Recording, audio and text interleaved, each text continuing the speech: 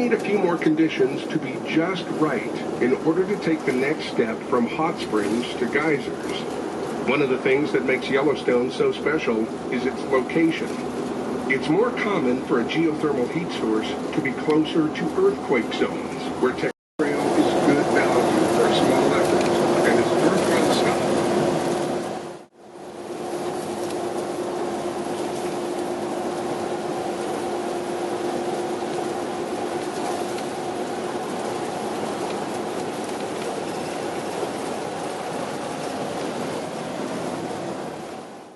We stopped there yesterday. Right. I'm just telling the folks at home in case they wonder why we blew by the paint pots.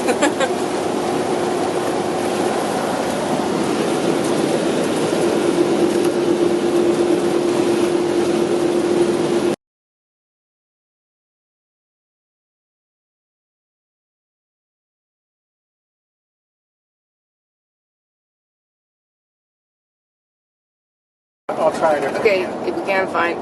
If it's reasonable to get off and back on.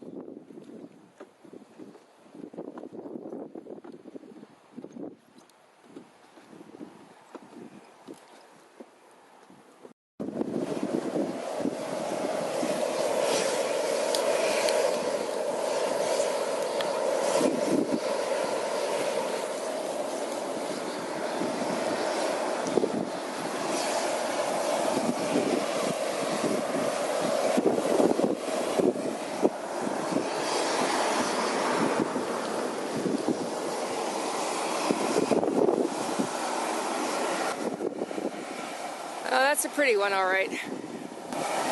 That's gorgeous.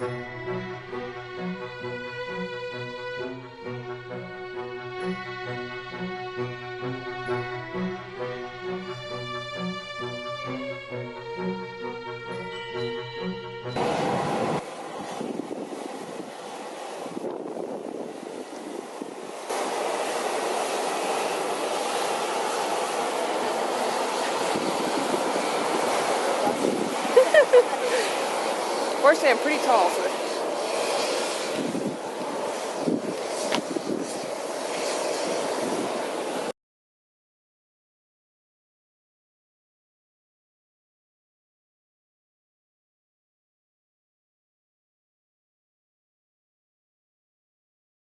Cold water is more dense than super hot water.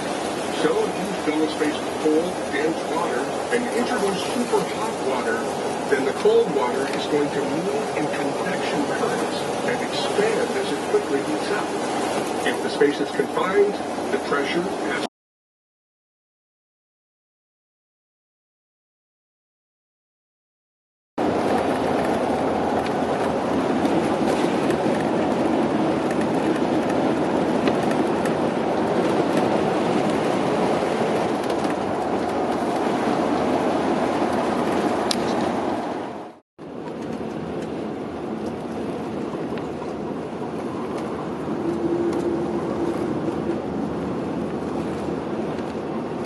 Maybe they just want to get their toys out, you know. Like Yeah. you big boys are with your toys. After we round these bends and the Iron Springs picnic area, we'll see the entrance to the car park for Gibbon Falls. For this driving section between Madison and Norris, I've picked 3 stops to suggest to you. Boiling mud pots,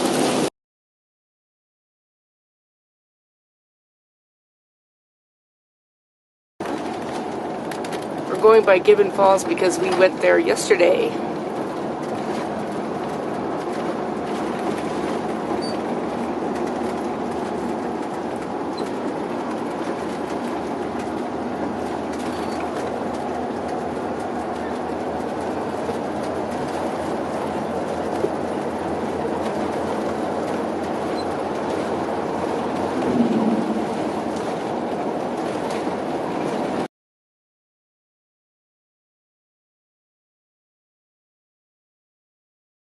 something like a sealant for the plumbing. Inside the plumbing, when the silica turns back into a solid as the temperature cools, it provides a strong cement-like reinforcement of the tubes and shafts. Where there's a constriction and narrowing, that's kept strong by the constant laying down of new deposits. I'm sure you can imagine if the rocks were brittle and the pipes and chambers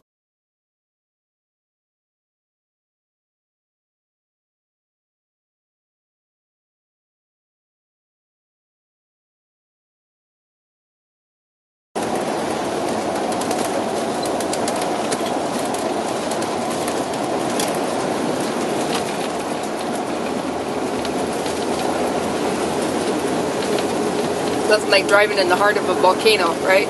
Yeah. Or what was once a mountain, right? No longer here. I mean, it's here, but... You'll soon see the turnoff at Madison Junction that is the exits for the...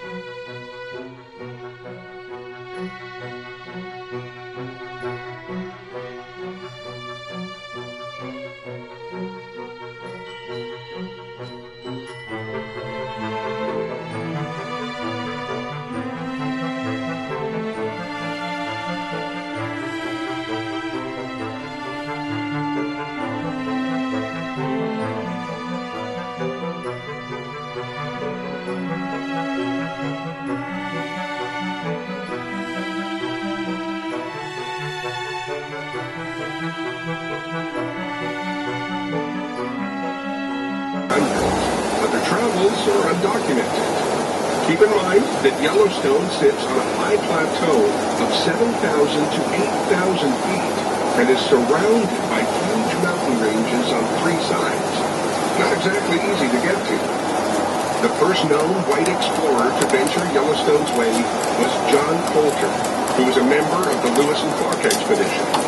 In 1805, the main expedition was told about the area, but they chose not to divert this way to investigate.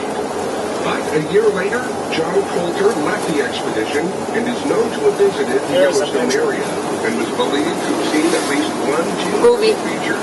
Sounds kind of unlikely he actually made it to this corner of the park.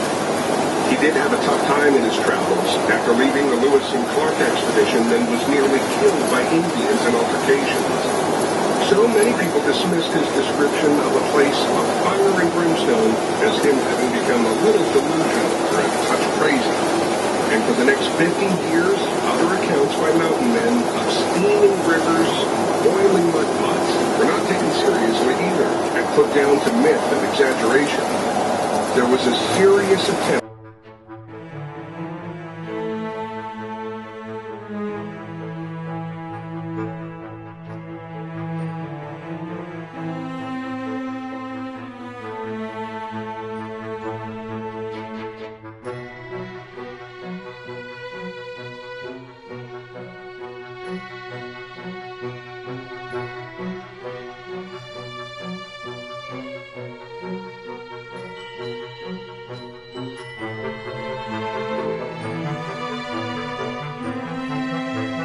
ground.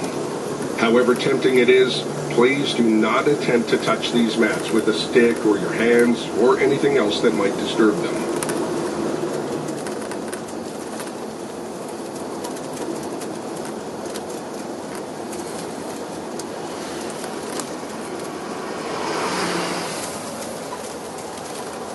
Bringing in the tracked vehicles. See the yellow one yep, on the I truck? see. That's tracked. This think snow's coming.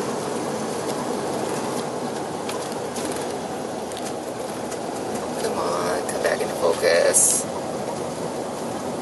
It's being difficult. Have we been to this one before? No, Isn't that where Jet is, right over there? no. We passed that back several miles ago. It was at the painted pots or the pot one.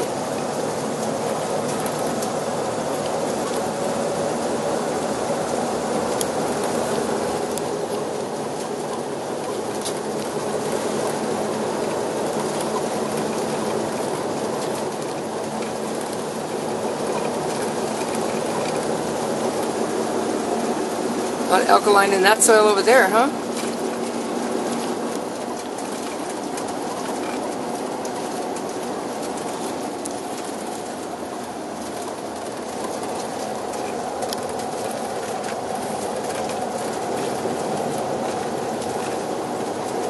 Soon we will arrive at the Fountain Paint Pots Trail. Yeah, past this one. If I'm still